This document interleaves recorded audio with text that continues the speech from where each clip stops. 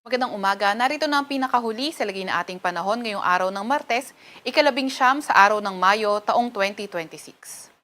Narito ang ating pinakahuling satellite image kung saan ang ITCZ o Intertropical Convergence Zone patuloy pa rin ang epekto sa may southern Mindanao. Itong ITCZ nga nagpapaulan sa ilang bahagi sa may western at southern portion ng Mindanao area.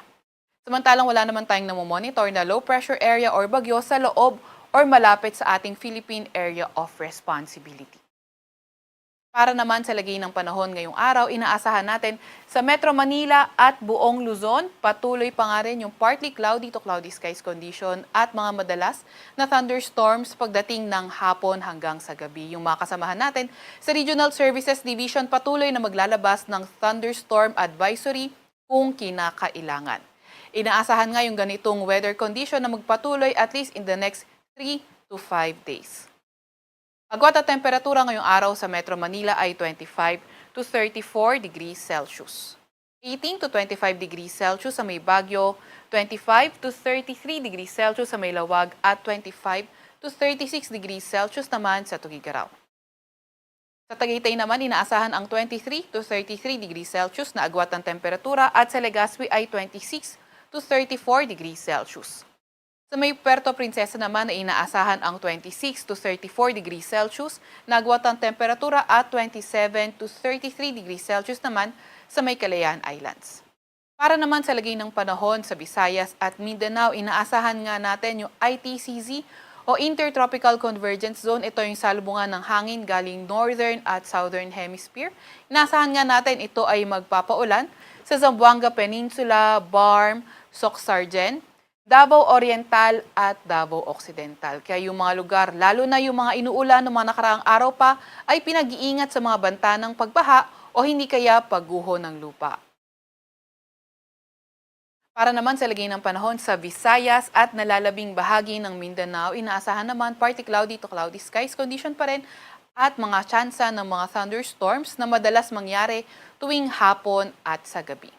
Inaasahan nga by Wednesday until Friday, mas mabuti na nga yung condition ang weather condition ng Mindanao at ng Visayas at least Wednesday to Friday. So may mga tsansa pa rin ng mga thunderstorms pagdating ng hapon at gabi, pero partly cloudy to cloudy skies condition ang ating inaasahan. Pero pagdating naman ng Sabado, posibleng manumbalik yung epekto ng ITCZ sa Mindanao at posibleng malaking bahagi ng Mindanao yung ulanin pagdating nga ng Sabado. Agwat ng temperatura ngayong araw sa may Tacloban at Cebu ay 27 to 33 degrees Celsius.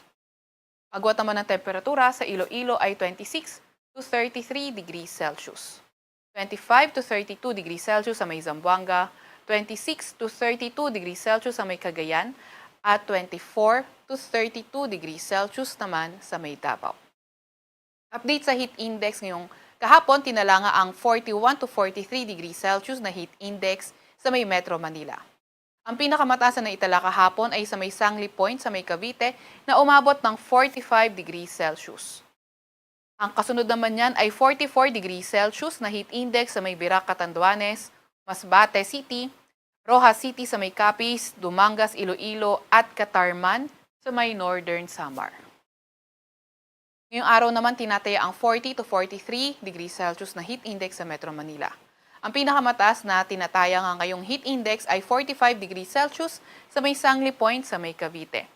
Followed by 44 degrees Celsius sa may San Jose Occidental, Mindoro, sa may Rojas City, sa may Capiz at Dipolog, Zamboanga del Norte. Para naman sa lagay na ating karagatan, wala pa rin tayong gale warning sa kahit anong dagat baybayin ng ating bansa. Sa Kalakhang, Maynila, ang araw ay sisikat ng 5:28 ng umaga at lulubog ng 6:18 ng gabi.